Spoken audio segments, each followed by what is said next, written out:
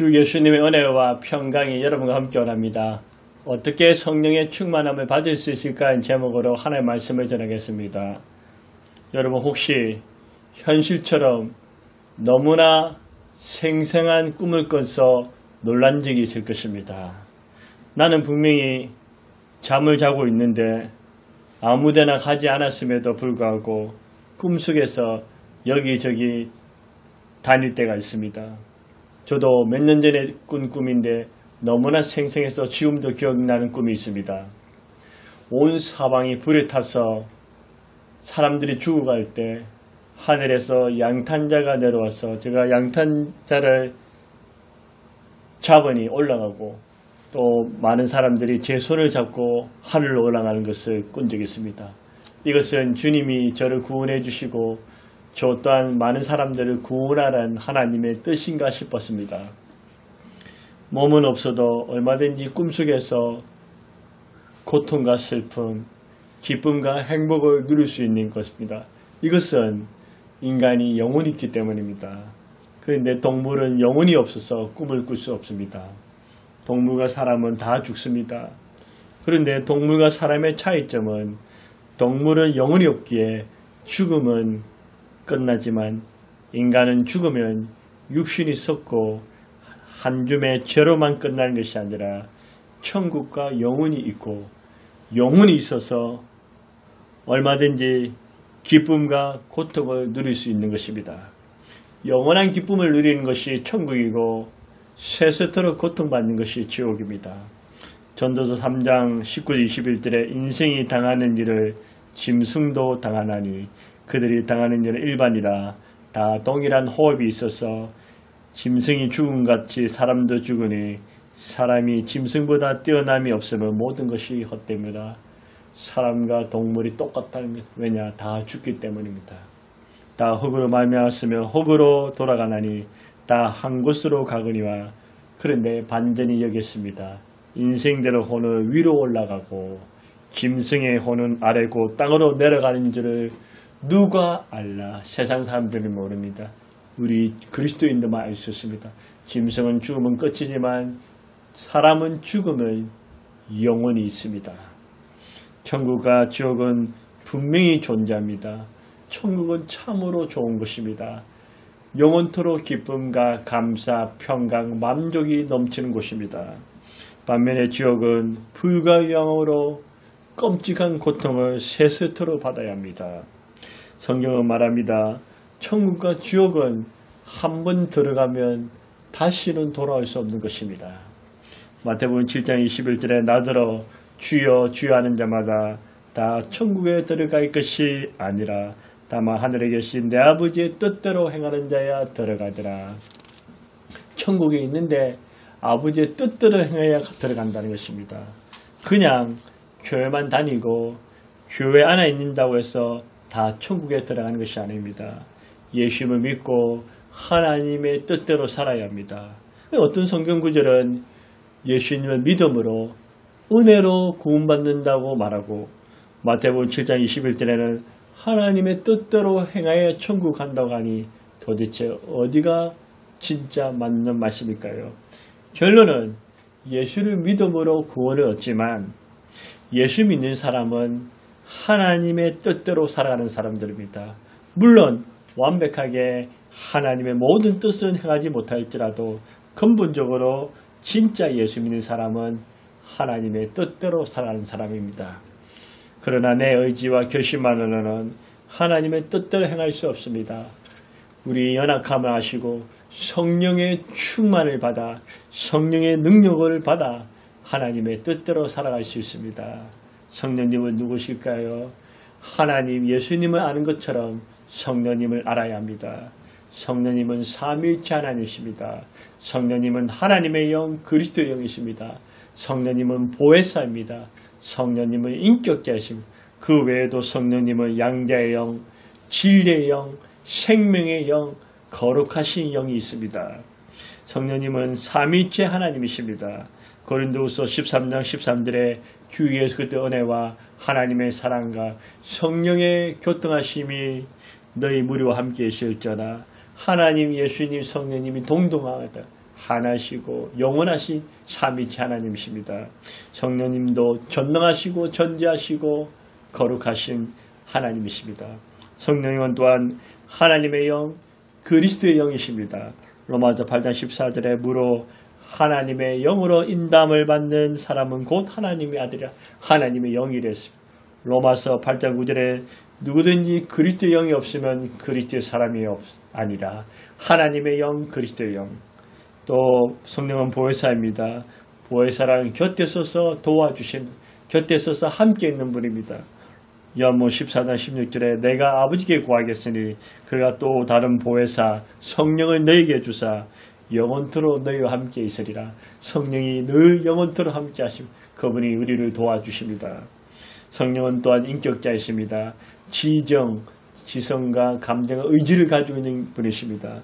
로마서 8장 26절에 이와 같이 성령도 우리 연약함을 도우시나니 우리가 마땅히 기도할 바를 알지 못하나 성령이 말할 수 없는 탄식으로 우리의 친히 간구하시는 성령님은 탄식하시고 기뻐하시고 노하시고 근심하시고 인격자이시기 때문입니다. 성령 세례, 성령 충만, 성령의 기름 부으심, 성령의 임재, 성령의 능력, 성령의 감동 같은 말이면서도 약간 차이점이 있습니다. 그리고 성령의 은사와 성령의 열매도 있습니다. 그럼 우리가 어떻게 할 성령의 충만함을 받을 수 있을까요? 첫 번째로 죄를 회개해야 합니다.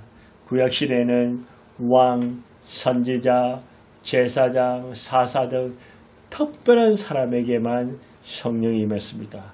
그러나 지금은 은혜의 시대이고 성령의 시대이기 때문에 우리 죄를 위해 십자가에 죽으시고 3일 만에 부활하사 성천하신 그 예수님께서 믿는 자에게 누구든지 차별 없이 예수를 믿는 자에게 성령을 주십니다.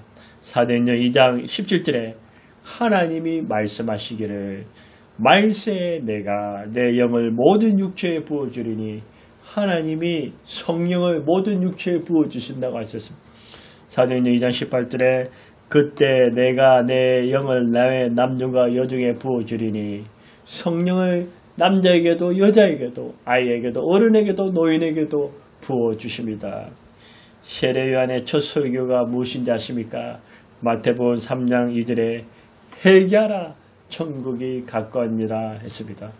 예수님의 첫 설교는 무엇일까요? 마태복음 4장 17절에 회개하라 천국이 가까우니라. 세례 요한도 예수님도 베드로의 설교도 회개하라는 것입니다. 회개가 그만큼 중요합니다. 죄를 회개하는 것은 자신의 죄를 깨닫고 그 죄를 자복하고 죄에서 떠나는 것입니다. 회개해야 천국에 들어갑니다. 회개해야 거듭나고 성령을 받습니다. 예수 그리스도 믿는 신앙의 근본이요 그리스도인이 가장 먼저 해야 할 일은 죄를 회개하는 것입니다. 성령은 거룩하신 영이기 때문에 죄가 있는 곳에 임할 수가 없습니다. 파리는 더러운 곳에 모이지만 성령은 거룩한 곳에 모입니다. 우리가 거룩해지는 것은 우리의 행실이 아니라 예수님의 피와 회개입니다. 그래서 회개할 때 성령을 선물 받고 거룩하신 영이 나와 함께하는 것입니다. 그러므로 성령이 내게 임하려면 죄를 회개해야 합니다. 요한일서 1장 19절에 만일 우리가 우리 죄를 자복하면 죄 씻음 받고 성령 받습니다. 사도행전 19장 18절에 믿은 사람들이 많이 와서 죄를 자복하며 그들이 죄를 자복했습니다. 오늘 본문에도 베드로가 예수님의 십자가와 부활 그 예수님을 복음을 전했을 때 이스라엘 백성들이 듣고 찔림먹고 그들이 십자가에 못 박은 그 예수가 하나님의 아들이고 주와 그리스도됨을 알고 우리가 어떻게 해야 구원을 얻으리까? 어떻게 해야 성령을 받으리까 할 때 베드로는 회개하라. 그러면 성령을 받는다고 했습니다.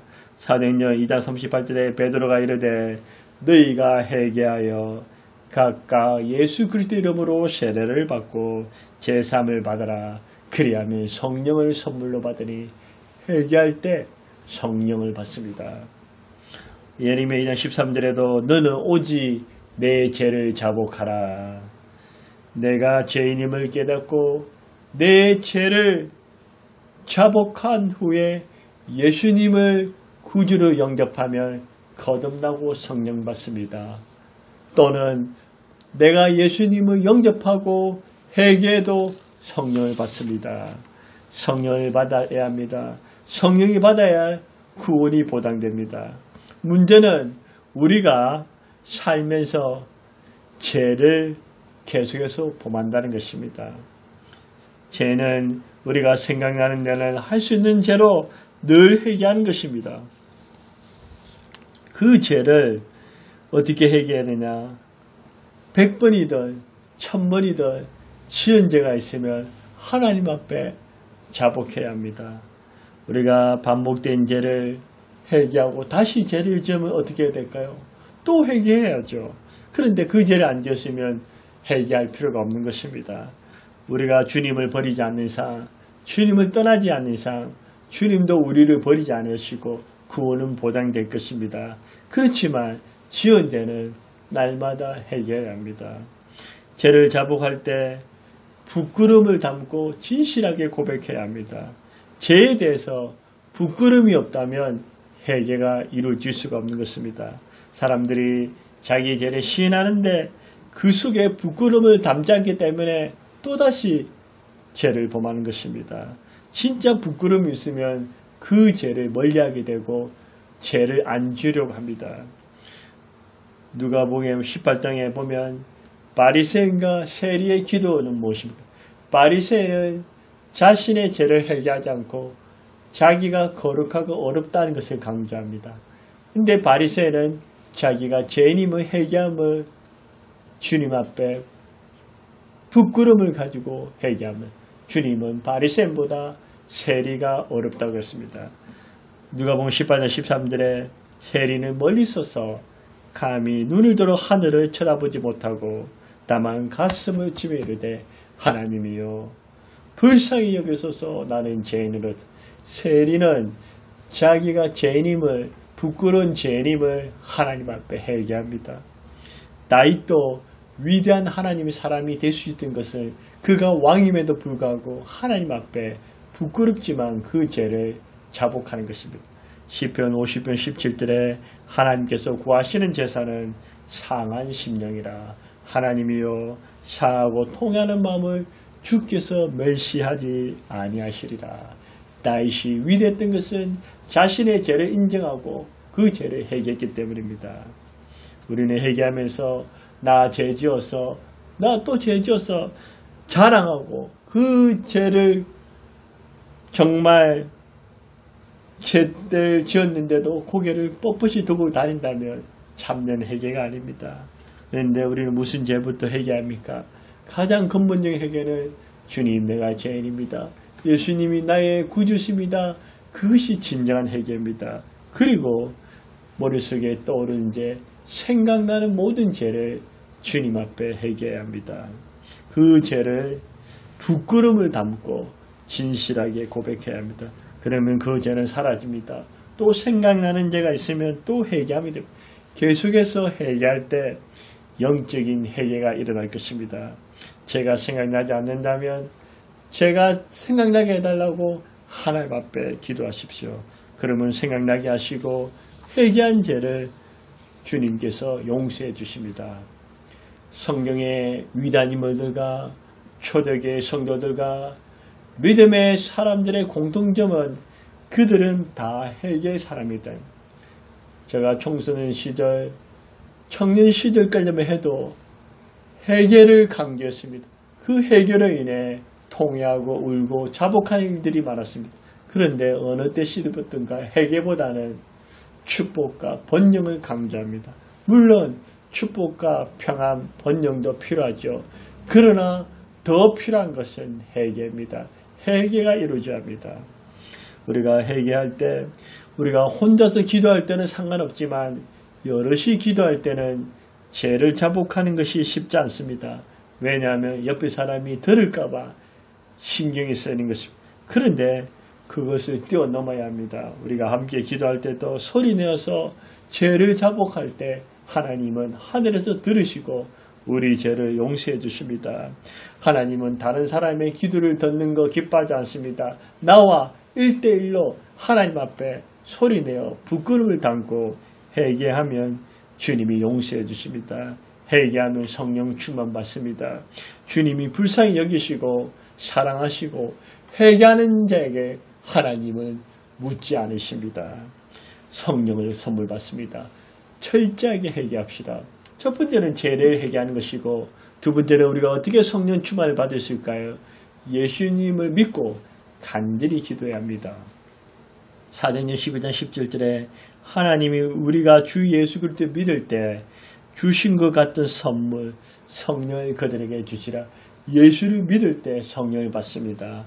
사도행전 8장 17절에 그들이 내려가서 그들을 위하여 성령 받기를 기도하니 성령 받기를 성령 충만하기를 그들이 간절히 기도했습니다.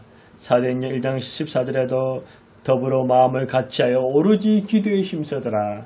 사도행전 2장 4절에 그들이 다 성령의 충만을 받고 성령이 말하게 하심을 따라 120명의 성도들이 간절히 기도할 때 성령이 바람같이 불같이 그들에게 각 사람 위에 임했다고 했습니다. 사도행전 4장 31절에도 빌기를 다하여 하며 모인 곳이 진동하더니 무리가 다 성령에 충만하여 담대히 하나님의 말씀을 전하여 핍박과 박해가 있음에도 불구하고 그들이 간절히 기도할 때 성령 충만해서 핍박을 이겨내고 담대히 복음을 전할 수 있었습니다. 누가복음 11장 13절에도 너희 아버지께서 구하는 자에게 성령을 주시지 않겠느냐 하시니라. 구하는 자에게 성령을 주십니다. 구하는 자에게. 우리는 다양한 기도로 살아계신 주님 앞에 나아갈 수 있습니다. 부르짖는 기도, 다른 사람을 위한 중보기도, 회개기도, 통성기도, 합심기도, 간절한 기도는 세상 사람 볼 때는 이상하게 보일지 모르지만 하나님은 기뻐하십니다. 정말 창자가 끓어질 정도로 그런 마음으로 간절히 기도하면 성령 충만을 받습니다. 그러면 묵상 기도하면 성령 충만을 받지 못합니까? 그렇지 않습니다. 묵상 기도에도 성령 충만 받을 수 있습니다. 그러나 예수님을 믿고 간절히 기도하면 더욱 성령 충만을 받을 수 있습니다. 우리가 성령 충만해야 합니다. 성령 충만 받으면 하늘 문이 열립니다. 성령의 담비 은혜의 소낙비가 임합니다. 묵상 기도는 철저히 훈련되지 않으면 잡념이나 졸음이 오게 됩니다. 그러니 우리가 예수 믿고 간절히 소리내어서 간절히 초대교회도 그렇고 나이도 그렇고 그들이 소리내어서 간절히 기도할 때 성령 충만, 성령의 기름 부으심, 성령의 임재, 성령의 권능, 성령의 능력이 차고 넘쳤습니다. 세 번째로 우리가 어떻게 해야 성령의 충만을 받을 수 있을까요? 주님과 주님의 말씀에 순종해야 합니다. 사도행전 5장 32절에 하나님이 자기에게 순종하는 사람들의 주신 성령도 그러하니라 하더라. 누구에게? 하나님께 순종하는 자에게 성령을 주신다고 했습니다.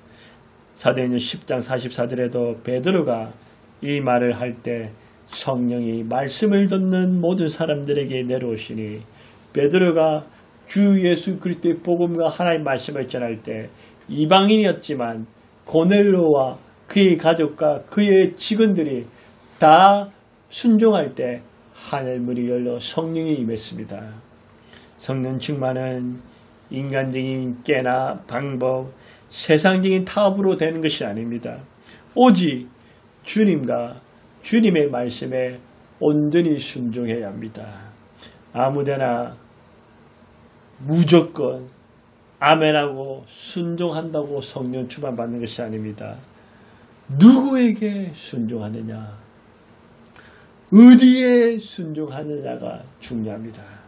우리가 이단 교주나 또는 싹군 목사나 자기 욕심을 채우는 목사에게 맹목적으로 아멘 아멘하고 순종한다고 성령 충만 받는 것이 아닙니다. 분별해야 합니다. 조심해야 됩니다. 우리는 오직 예수님을 주인으로 모시고 성령과 동행하면서 성령님을 의지하면서 주님과 주님의 말씀에 순종합니다. 이것이 주님의 뜻인지 주님의 말씀인지 알고 순종해야 합니다. 현대인들은 건강과 부, 재테크 정말 눈에 불을 켜고 준비합니다. 부동산, 주식, 투자, 노후 준비를 위해서 정말 생명을 다합니다. 땀을 흘립니다. 노력합니다. 그리스도인조차도 세상의 가치관과 관점으로 살아가기 때문에 그렇지 않으면 세상 사람도 똑같지 않으면 뒤처질까봐 불안하고 두려워합니다. 물론 건강, 돈, 재테크 필요합니다. 그런데 왜 성령의 충만함을 받기 위해서는 아무것도 하지 않나요? 왜 영원한 천국을 준비하기 위해서는 아무런 준비가 없나요? 우리는 성령 충만함을 간절히 사모하고 받아야 합니다. 우선 성령은 하나님 아버지와 우리 주 예수님이 주십니다. 그리고 우리도 노력해야 합니다. 우리가 해야 할 일도 있습니다. 우리 예수님은 제자들에게 예루살렘에 떠나지 말고 기다리라. 기도하면서 기다리라. 아버지 주신 성령을 받으리라. 제자들은 예루살렘을 떠나지 않고 그 예루살렘에서 기다리면서 기도하면서 순종할 때 그들이 성령 충만이 임했습니다. 오순절 성령 대강림이 임했던 것입니다. 그들이 성령 충만 받아서 초대교회 부흥과 그 복음이 지금도 온 세상에 전파되면 저와 여러분도 예수님을 믿지 않습니까? 이 모든 것이 주님과 주님의 말씀에 순종할 때 가능합니다. 우리도 정신을 차려서 너무 죄와 세상, 욕심에 빠져서 성령 충만을 놓치지 마시고 주님과 주님의 말씀에 순종함으로 성령 충만을 다 받으시기 바랍니다. 성령을 받지 않으면 그리스도의 사람이 아닙니다. 삶의 변화가 없습니다. 무기력해지고 무능력합니다. 성령 충만 받지 않으면 주님을 기쁘시게 해드릴 수가 없습니다. 무엇보다도 성령이 없으면 천국에 못 갑니다. 성령을 받아야 합니다. 받되 충만히 받아야 합니다. 말세에 우리 주님은 성령을 부어주겠다고 약속하셨습니다. 성령님은 저와 여러분이 주님을 더욱 알게 하고 주님을 뜨겁게 만나게 도와줍니다. 성령을 받으면 옛사람이 새사람으로 변화됩니다. 불안과 초조와 걱정과 두려움이 떠나고 기쁨과 평강과 감사와 담담이 넘칩니다. 성령 충만하면 세상과 돈이 주인이 아니라 예수 그리스도가 주인이고 예수 그리스도를 높이게 됩니다. 성령 충만해야지 이 세상이 잠시고 영원한 것이 아님을 깨닫습니다. 그리고 영원한 천국을 준비하면서 사명을 붙들고 살아갑니다. 성령 충만 받으면 담대히 주님을 전합니다. 성령 충만 받으면 하나님의 사랑이 머리끝에서 발끝까지 차고 넘칩니다. 성령 충만하면 주님을 안 사랑할 수가 없습니다. 여러분, 성령님은 하나님이십니다. 성령님은 하나님의 영, 그리스도의 영이십니다. 성령님은 보혜사이시고 인격자이십니다. 우리는 이 성령의 충만함을 받아야 합니다. 반드시 받아야 합니다. 꼭 받아야 합니다. 기엽고 받아야 합니다. 그러기 위해서는 죄를 해결해야 합니다. 예수 믿고 간절히 기도해야 됩니다. 주님과 주님의 말씀에 순종하셔야 합니다. 그래서 저와 여러분 다 성령 충만 받으시기를 주님의 이름으로 축복합니다. 하나님 아버지, 성령 받으라, 성령 충만 받으라고 말씀하지만 우리는 죄와 세상과 욕심에 푹 빠져서 성령을 멀리했던 삶을 고백하니 용서해 주옵소서. 오늘 주님의 말씀에 순종해서 우리가 죄를 회개하고 예수 믿고 간절히 기도하고 주님과 주님의 말씀에 순종함으로 성령 충만 주옵소서. 성령 기름 부어 주옵소서. 성령의 능력으로 권능으로 차고 넘쳐서 주님을 기쁘시게 해드리고 주님의 정인이 되고 기쁘고 담대한 삶을 살아갈 수 있도록 오 성령님 성령 충만을 주시옵소서. 예수님의 이름으로 기도드려옵나이다. 아멘.